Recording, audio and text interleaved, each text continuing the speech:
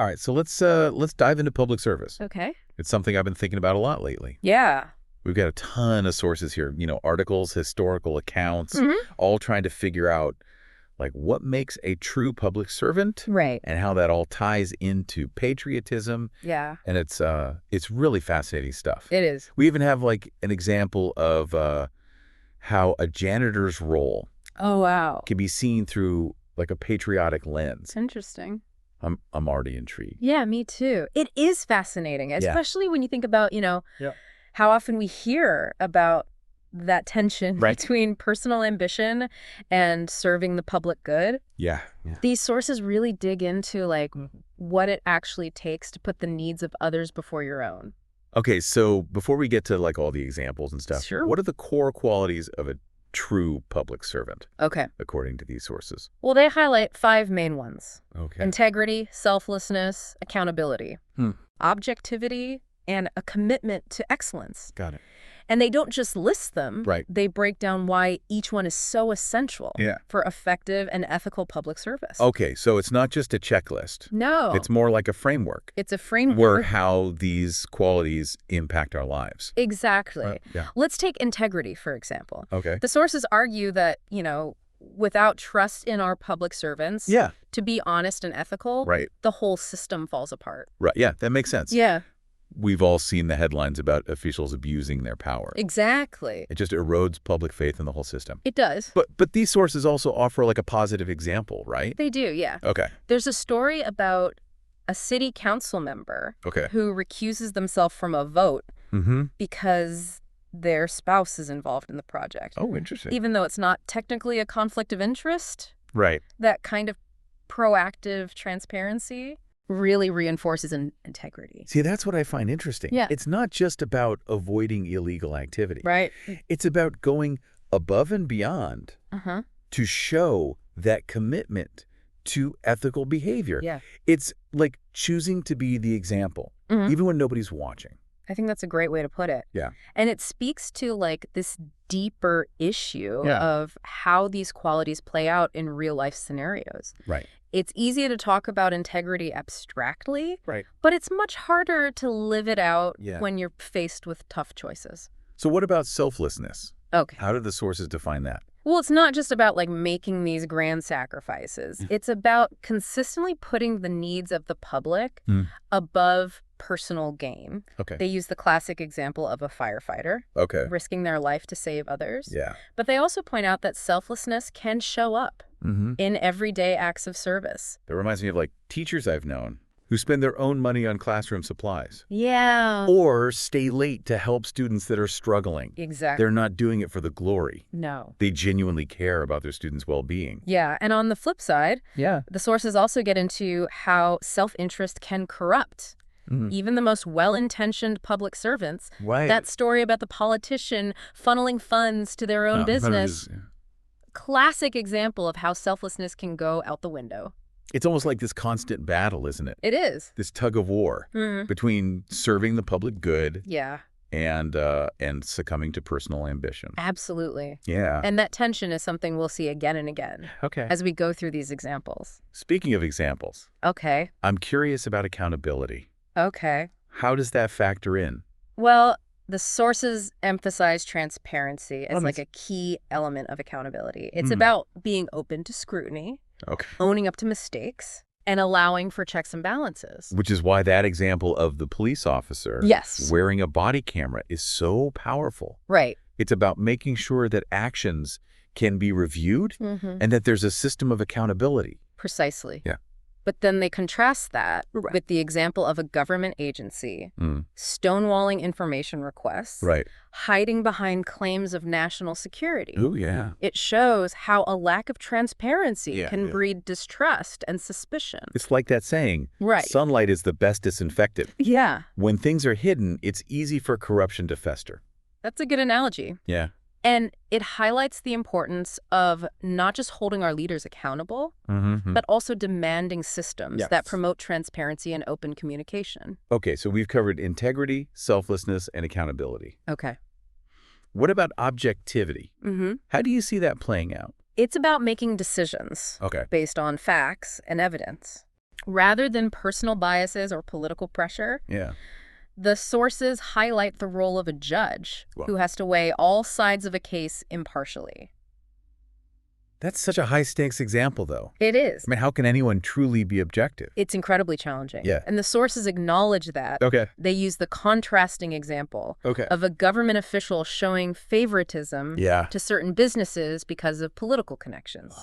It's so frustrating. Yeah. It's a stark reminder that human biases can seep into even the most objective processes. So it's not about eliminating bias altogether. Right. It's more about being aware of our own biases. Exactly. And trying to create systems that minimize their impact. Yes. That seems more realistic. I agree. Okay. And it leads us to the final quality. Okay. A commitment to excellence. It's about always striving to provide the best possible service. Okay.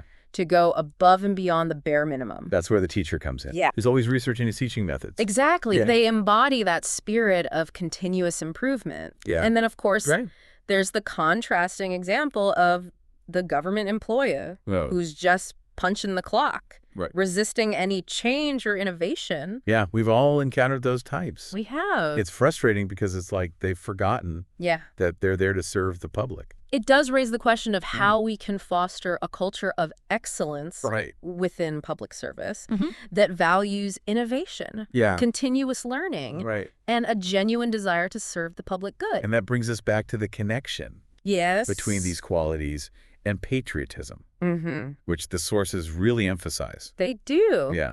It's interesting how the sources frame patriotism not just as flag waving, but as like an active commitment to making your country better. Right, because if you really love something, you want to see it thrive. You know, you don't want it to just stay the same.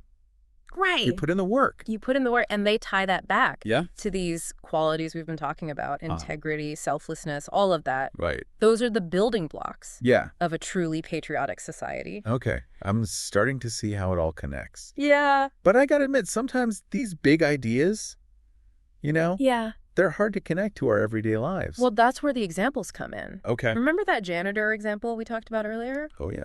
The sources go deep on how seemingly ordinary jobs can actually be expressions of patriotism. Oh, I definitely want to hear more about that. Yeah. But first, I'm curious about how these core qualities play out in some of the more traditional public service roles that the sources highlight. Absolutely. They cover a whole range from the President of the United States all the way down to that janitor we keep mentioning. Okay, so let's start at the top. Okay. What makes a good president? According to these sources. Well, it's not just about wielding power. Right. It's about wielding it responsibly. Okay. They argue that a truly great president understands that their role is to serve the entire nation. Okay. Not just a particular party or ideology. Yeah. But isn't that a tough balance to strike? It is. I mean, every president faces pressure. Right. To prioritize certain interests over others. How do they navigate that? Right. And stay true to these qualities? Yeah. The sources suggest that it comes down to leadership.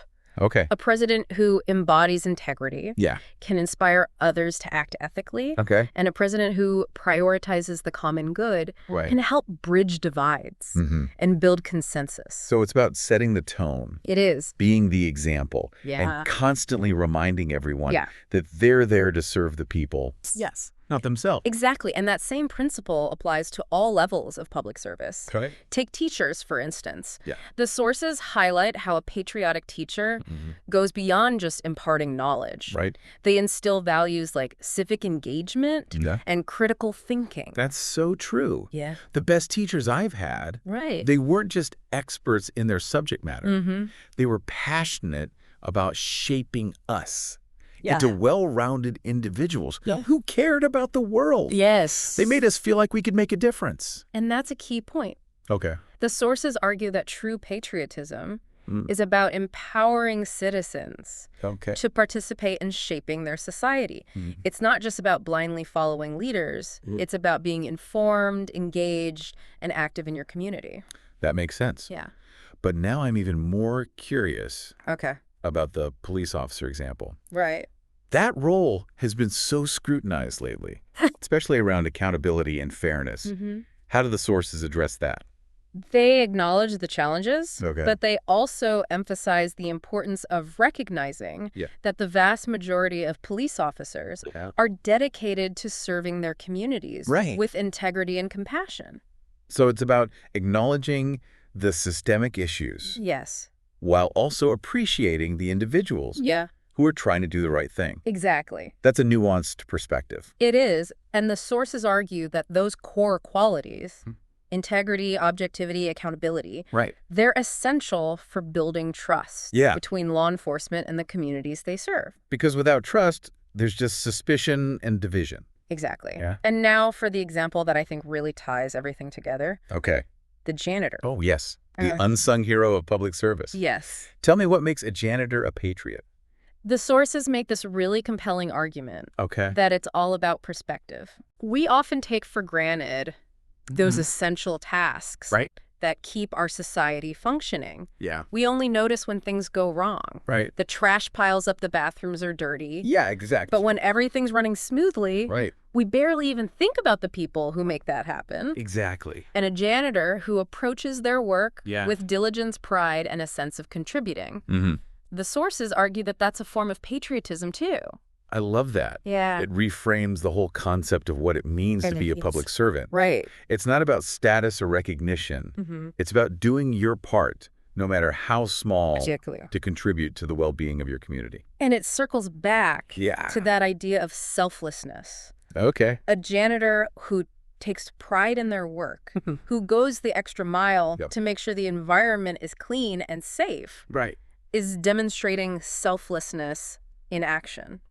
It's like they're saying every job, no matter how humble, can be a platform for expressing your love for your country.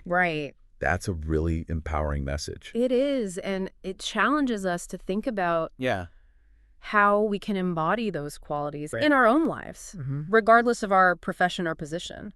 So it's not just about those in those official public service roles. No. It's about all of us embracing these values. It is. And finding ways to contribute to the common good. Exactly. And, you know, thinking about all these different examples from the president to the janitor, it makes me wonder if maybe that tension between ambition and serving the public good, maybe it's not about choosing one over the other, but about finding a way to make them work together. Oh, so instead of seeing them as like opposing forces, maybe it's about like harnessing ambition in a way that fuels positive change. Exactly, because ambition on its own isn't really a bad thing. It's what drives us to achieve. It's what drives us to make a difference. To innovate, to make a difference.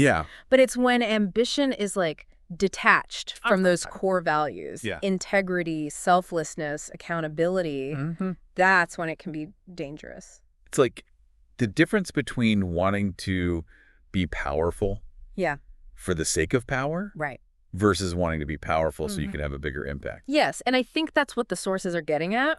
It's not about saying ambition is bad. It's about challenging us to think about how we can align our aspirations with a commitment to serving something bigger. So it's about finding that sweet spot where our drive to succeed also benefits everyone. Exactly. And that takes us back to the question we started with. What makes a true public servant? Because it's not just about the job title. No. It's about embodying those qualities in everything we do. Whether we're running for office or just trying to be a good neighbor. Exactly. And that's what I find so inspiring about all of this. It's a call to action for all of us. It's like the sources are saying. You don't have to wear a uniform or run for office to make a difference. You can be a public servant in your own way. I love that. Yeah, and it reminds me of something we talked about earlier, the power of those everyday acts of service. It's easy to get caught up in the big heroic examples. But sometimes the most meaningful things happen on a much smaller scale. Like that teacher who stays late or the janitor who takes the extra care. Exactly, those small actions. They can have a ripple effect. They create a more positive environment for everyone. It's like that saying, be the change you want to see. Absolutely. And that's the message I hope our listeners take away from this. It's about recognizing that we all have the power to be true public servants, no matter where we are in life. It's about choosing to act with integrity, selflessness, and a commitment to excellence, even in ordinary moments. And who knows, maybe by each doing our part, we can create a world where those qualities are the norm. Yeah, that's a world I want to live in. I think we all would. Yeah. And maybe, just maybe, by having these conversations and reflecting on these ideas, we can get a little bit closer. Well said. I think you've given our listeners a lot to think about. It's been my pleasure. Thanks for diving deep with me. Of course, until next time, remember. Yeah. The power to make a difference is within each of us. This is DigitView.